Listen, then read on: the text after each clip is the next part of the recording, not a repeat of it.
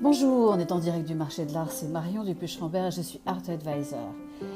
Si le 25 octobre, on fête à travers le monde le International Artist Day et que le mois d'octobre est bien connu pour ses festivités d'Halloween partout dans le monde, pour le monde de l'art, en revanche, c'est un mois très important avec le retour de grandes foires internationales en Europe et notamment à Londres puis à Paris.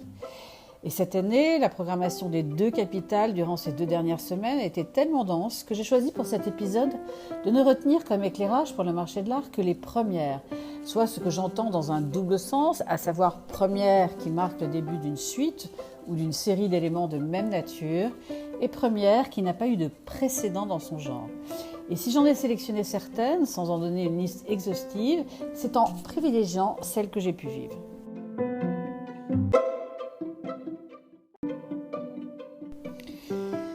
Ce qui m'a frappé cette année en arrivant à Londres, au bord de la Tamise, durant la Frieze Week, c'est évidemment l'absence de la reine, qui reste subtilement omniprésente dans les hommages des expositions et autres événements culturels, comme dans toutes les boutiques de souvenirs. La première que j'ai constatée immédiatement lors de la preview de Frieze London, à Regent's Park, foire d'art contemporain internationale qui a lieu chaque année à Londres, c'est l'absence cette année de certaines galeries de renom international, et notamment la galerie parisienne incontournable de Canal Ménour, qui a préféré se concentrer sur son stand de Frieze Masters à quelques miles de là, et conforter ainsi sa position de galerie de second marché d'artistes de renom, comme Daniel Buren, Jean Dubuffet ou Jean de Goitex, entre autres. Autre première, ce fut le solo show accordé à de tout jeunes artistes, presque inconnus l'année dernière, comme la fantastique Sarah Lange, artiste britannique, peintre figurative, que j'avais découverte l'année précédente à la galerie Ed Cross Fine Art lors de la foire 154,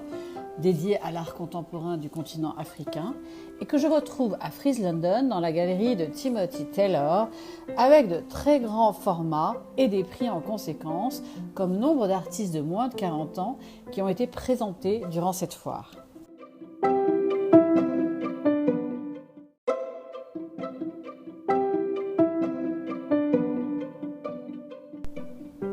Une autre première en quelque sorte depuis la pandémie, c'est le constat au bout de quelques heures lors de la preview à la Frieze London du volume de vente déjà réalisé du fait certainement de la présence en nombre de collectionneurs américains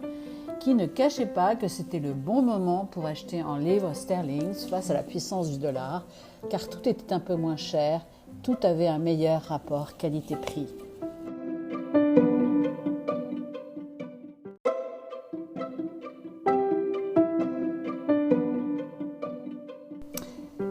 C'est à la National Gallery où l'on représentait les portraits de Lucian Freud que j'ai découvert une autre première lorsque j'ai constaté en m'approchant au plus près, avec une interdiction formelle de le photographier, d'un petit tableau qui représentait le portrait de la reine Elisabeth II. Et ce qui m'a intéressé, c'était la provenance de ce tableau, en l'occurrence royal, puisqu'il était inscrit la mention « Lent by His Majesty the King ». Ainsi, le nouveau roi Charles III a fait son premier prêt lors d'une exposition importante à la National Gallery de Londres.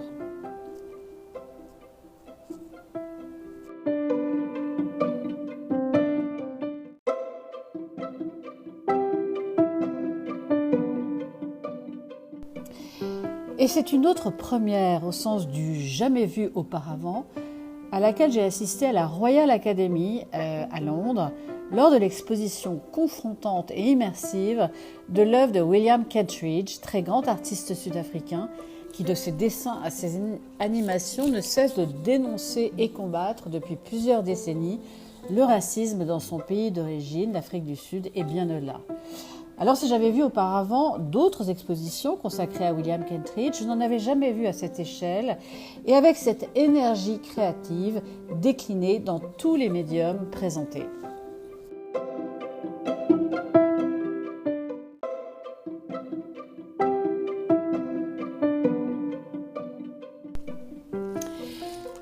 Du côté de South Bank, c'est une autre première qui a fait le buzz dès le démarrage de la Frieze Week avec la destruction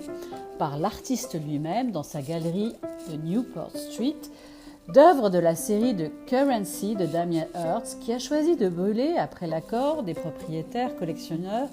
qui ont finalement sélectionné la version digitale de l'œuvre acquise, plusieurs centaines d'œuvres sur papier.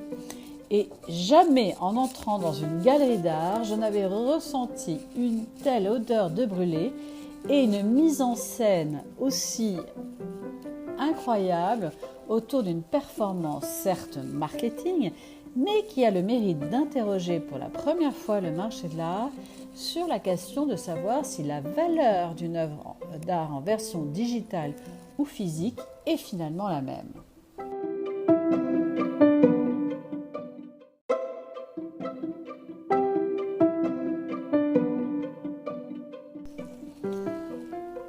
Autre première dont je me serais bien passée et qui malheureusement annonce le début d'une suite, c'est l'intervention brutale à la National Gallery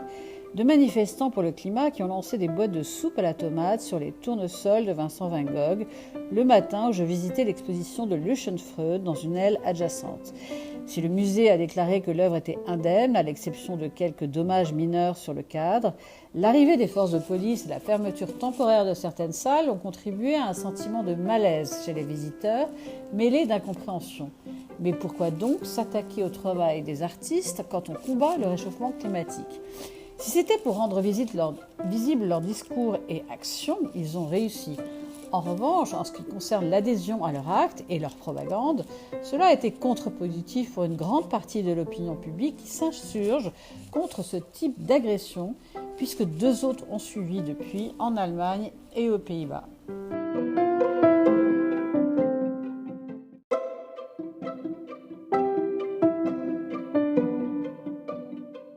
Une autre première aussi que je n'aurais pas souhaité, ça a été le constat de voir la baisse des ventes aux enchères, notamment chez Christie's et Sotheby's, concernant certaines œuvres et certains lots qui sont restés invendus lors des grandes ventes de la semaine de la frise et notamment lors de la vente de la collection d'art africain de Robert Devereux, et ce, malgré la présence importante de collectionneurs de cette scène artistique contemporaine qui s'étaient rendus à Londres pour le 10e anniversaire de la foire 154 qui lui est dédiée à Somerset House.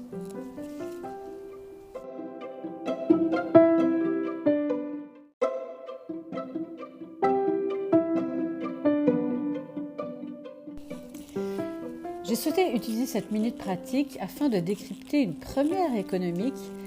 à savoir la très forte présence à Londres, comme à Paris ensuite, de collectionneurs américains, du fait certainement d'un dollar fort face à la livre et à l'euro. Et à l'approche de la Frise London et de Paris Plus par Art Basel, il y a eu beaucoup de discussions dans le marché de l'art sur l'impact d'un dollar fort sur les foires à venir, ainsi que sur les ventes aux enchères d'octobre à Londres, puis en novembre à Paris. Même s'il y a toujours des fluctuations dans les devises, pour certains collectionneurs, cela peut être considéré comme une incitation à acheter.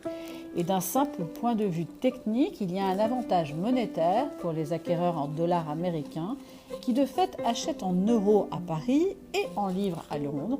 Et c'était déjà un sujet à Séoul en septembre dernier, car le won coréen était également touché par le change vis-à-vis de la devise américaine.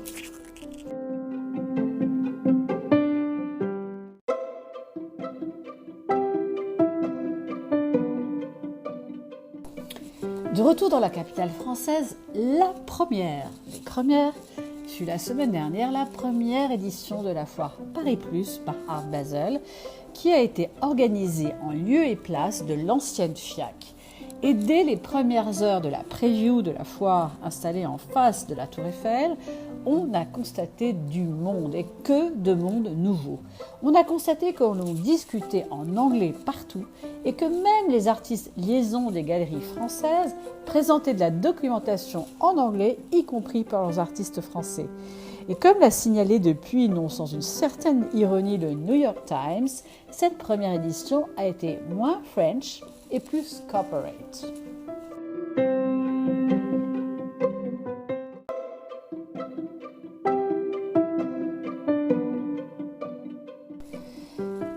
Mais cela n'a pas empêché l'une des plus plus grande marque de luxe français, Louis Vuitton, de s'installer fièrement à l'entrée du Grand Palais éphémère lors de cette première édition de Paris Plus, accompagné de Jeff Koons, Stephen Sprouse ou encore Cindy Sherman, en exposant l'intégralité des sacs Capucines, revisités depuis 2019 par ses figures entre autres de la scène artistique contemporaine, ainsi qu'une sélection de malles emblématiques confectionnées en 1909 pour des grands artistes tels qu'Henri Matisse. Une première pour la marque au damier qui prouve, s'il le fallait, les liens étroits du monde du luxe et du monde de l'art.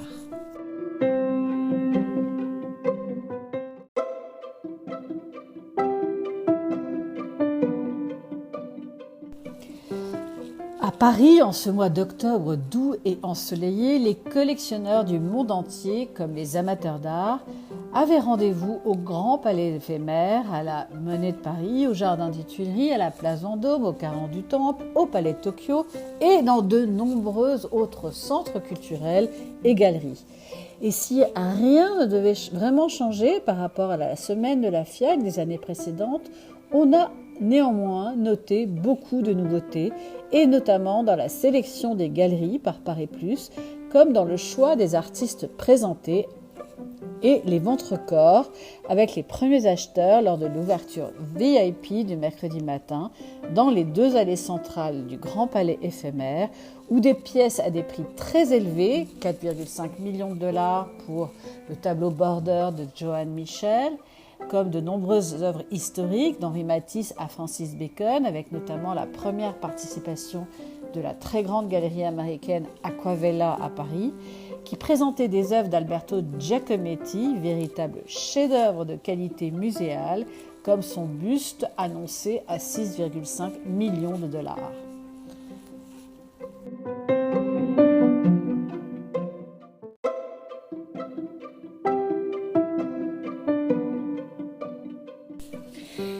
Et comme à Londres, on a constaté, mais c'était une première à Paris, qu'il y avait un vrai coup de jeune dans le choix des artistes sélectionnés, ainsi que des artistes américains mis en avant, comme dès l'entrée de la foire, avec un très joli clin d'œil pour les collectionneurs américains qui découvraient l'accrochage de l'œuvre de Robert Motherwell, Je t'aime numéro 2, chez Pace Gallery. Autre première que je tiens à signaler, tant je crois au mentorat entre les artistes, c'est l'organisation de la première exposition personnelle du jeune prodige franco-sénégalais Alexandre Diop, organisée par Refers Art Initiative, sous le mentorat de la star de l'art contemporain américaine Keane Wiley, à l'Acacia Art Center à Paris, avec un choix très subtil dans le titre de l'exposition, La prochaine fois le feu.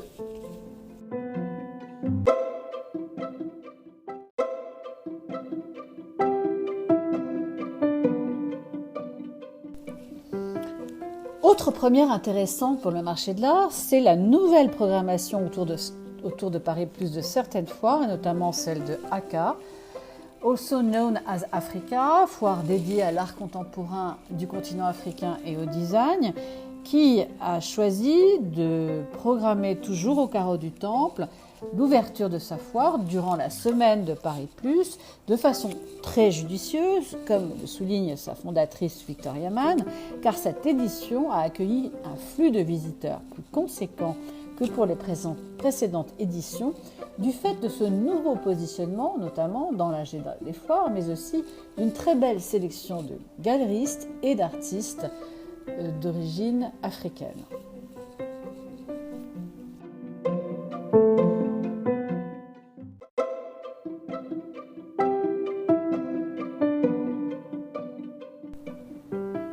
Durant cette semaine extrêmement dense de Paris Plus, des projets nouveaux ont vu aussi le jour,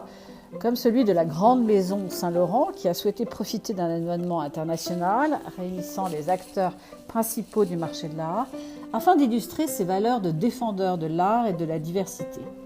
Et la relation entre la maison de luxe et l'art a été mise en avant grâce au mécénat et surtout la mise en lumière d'artistes promulguant une image similaire de la femme avec l'ADN de la maison.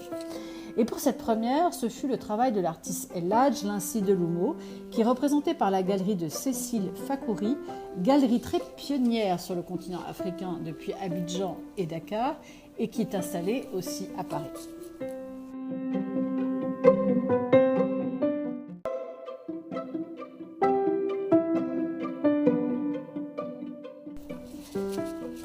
Après Londres, durant la Frieze Week, apparaît plus par Art Basel une effervescence internationale régnée avec la présence forte des collectionneurs du monde entier, comme des plus grandes collections privées et musées du monde.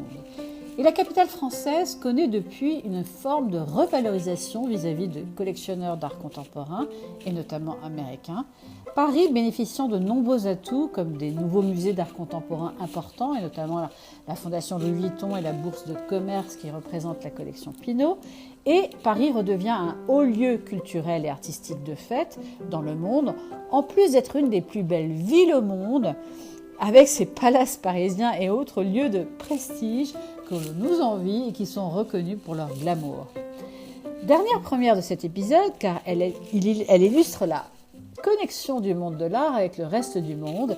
c'est celle du collectif d'artistes anonymes pour l'Iran qui a déployé à New York le 22 octobre dernier 12 bannières rouges depuis la partie supérieure de la rampe du Guggenheim Museum. Chaque bannière portant au pochoir les mots « Woman, Life, Liberty » ainsi qu'un portrait de Masha Amini en souvenir de la jeune femme iranienne de 22 ans battue à mort par la police des mœurs de son pays et surtout de son combat.